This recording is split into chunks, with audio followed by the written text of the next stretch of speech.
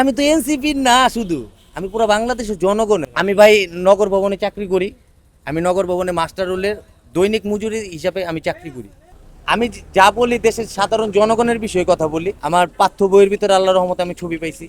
কতটুকু না, অবদান জোড়াইয়ের ভিতরে আমার অবদান হলো আমি ছাত্রদেরকে মনে করেন সহযোগিতা করছি। যেরকম ছাত্রদেরতে আমি যেরকম একটা গাড়ি ভাড়া আছে, আমি গাড়ি ভাড়াটা নিই। আমি আমি এটা সহযোগিতা করছি। ওই টাইমে তো আপনার ওই টাইমে তো নেট আসছিল না, কথা বুঝতে পারছেন। আর আমি আমি আমি একটা আলোচিত লোক কি জন্য আমার নিয়ে কিন্তু মানুষ বেশি আলোচনা করে। আলোচিত আ- হ্যাঁ, আমার এলিয়া মানুষ আলোচনা করে। আমি আলোচিত কি জন্য আমার এলিয়া মানুষ আলোচনা করে দেখে সেই জন্য আমি বলছি আমি একটা আলোচিত লোক। মানুষ যদি আমাকে আলোচনা না করতো তাহলে তো আমি আর বলতাম না। তাই আমি আমি দেশের একটা নাগরিক, সাধারণ জনগণ, সাধারণ নাগরিক। আমার ছবি দেখেন প্রত্যেকটা জায়গায় আছে, প্রত্যেকটা জায়গায় আমার ছবি আছে। আমার অবদান আছে দেখে তো আজকে আমার ছবি আছে। আমার পাঠ্য বইয়ের ভিতরে আল্লাহর রহমতে আমি ছবি পাইছি। আমি আপনার প্রত্যেকটা ডিস্ট্রিক্টে আমার ছবি আছে আল্লাহর রহমতে।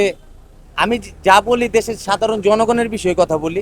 আমি কোনো রাজনীতির বিষয় নিয়ে কথা বলি না, দেশের সাধারণ জনগণের বিষয়ে কথা বলি। সাধারণ জনগণ আমাকে ভালোবাসে, ভালোবাসে দেখে আজকে আমি এই পর্যায়ে আইছি।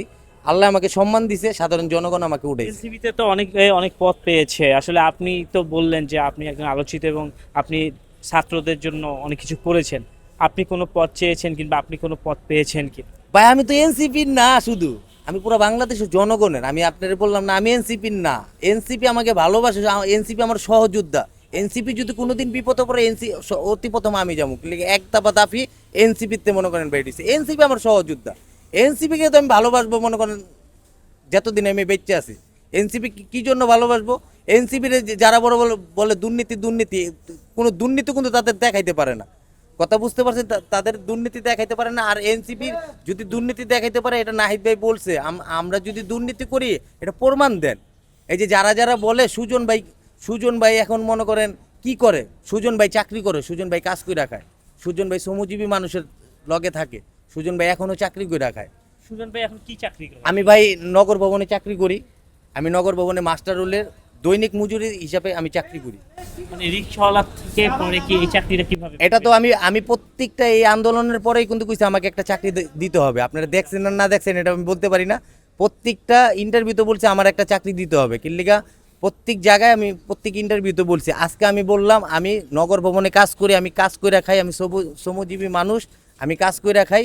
আমার ভিতরে কোনো অহংকার নাই। আর আমি আমি অহংকারের পছন্দ করি না। আর আমি যারা খুন করছে, খুনের সাথে আমার কোনো আপোষ নেই, কোনো খুনির সাথে আপোষ নেই। আল্লাহ উনি আমার বাপ হোক, আল্লাহ উনি আমার ভাই হোক, উনি আমার সন্তান হোক, খুনির সাথে কোনো আপোষ নেই। সুজন ভাই, সে